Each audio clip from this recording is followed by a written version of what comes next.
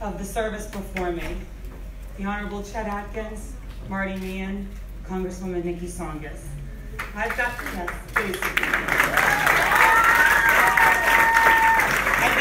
these three leaders over the course of my life, but their advice this year during this campaign has been invaluable.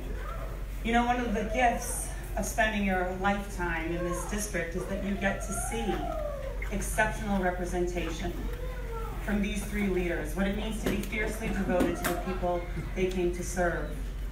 Your clear-eyed commitment to making government work for everyone has inspired me every step of the way in this campaign. Now, it's often said that women can't be what they don't see. So, Nikki, I hope that you are particularly proud of tonight's results, both across the country and here in Massachusetts. Because you took this leap 11 years ago, and there weren't 237 women running alongside you. You did it all on your own.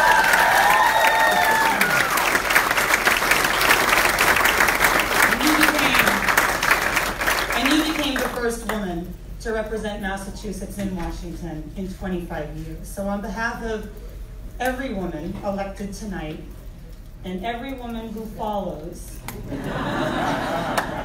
I want to say thank you. Your legacy goes well beyond the lines of this district.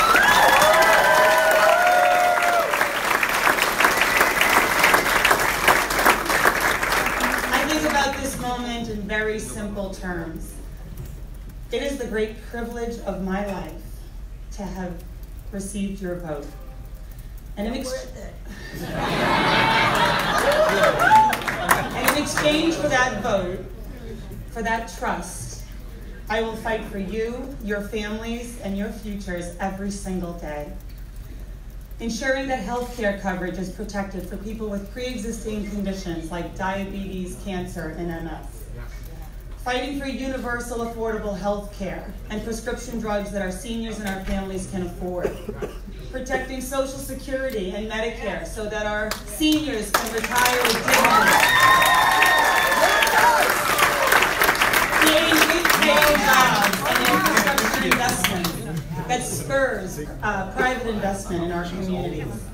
Making college affordable and providing practical skills training that get our kids into good paying jobs.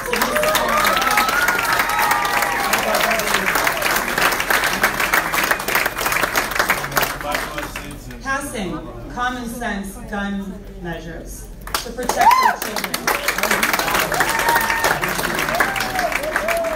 Funding real solutions to an opioid crisis that's taking too many of our family members, our friends, and our neighbors. Preserving our environment, combating climate change, and making sure that future generations have clean water to drink and clean air to breathe. Getting to work on real immigration reform. Immigration reform that protects our dreamers, extends DACA, and gives a pathway to citizenship for the law-abiding, tax-paying immigrants who want nothing more than to just be a U.S. citizen.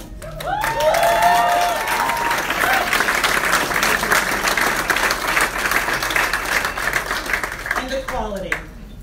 Making sure that everyone, no matter their gender, their sexual identity, orientation, their color, their faith, their age, their nationality, making sure they feel valued, protected, and proud to call America home. Tonight we heard once again that people want change. A Congress that works for them, not for corporations, not for special interests. A Congress that prioritizes the economic anxiety affecting our families over partisan gridlock and business as usual. A Congress that's committed to working together to get things done for the people it's designed to serve. Tonight is a victory for women, but also for working and middle-class families, and for the values of hard work and community that have always defined us.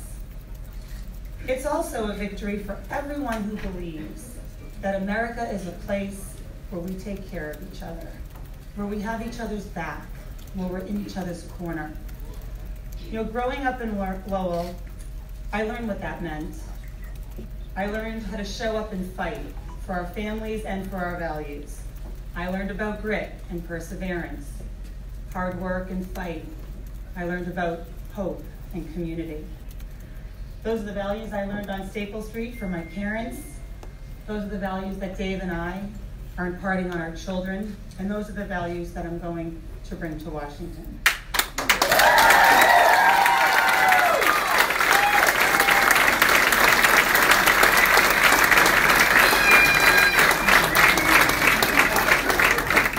So speaking of family, I have some people to thank.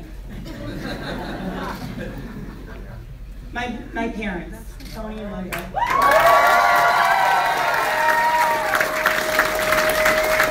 Who managed to surround my three sisters and me with enough love and support that we barely noticed living paycheck to paycheck. They taught us to work hard, to stand up for what's right, and to treat everyone with respect. I know they're proud of me tonight. I'm proud of them. Grandparents would also be very proud tonight. They both immigrated here from Portugal. My grandmother was a mill worker. My grandfather was a union carpenter. They would not have believed that their own granddaughter, just 2 generations later, would be the first woman, Portuguese American, representing in the U.S. House of Representatives.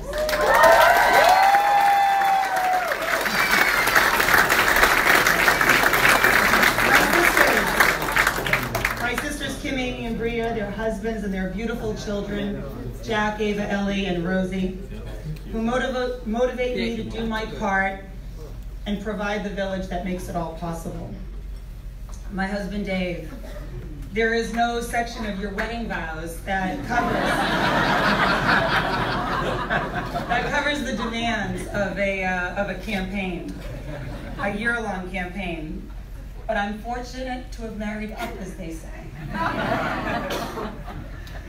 To someone who truly believes that the credit belongs to the man or woman who is actually in the arena, and who every day set the conditions for our family to thrive in the face of sacrifice, and who so deeply believes in me.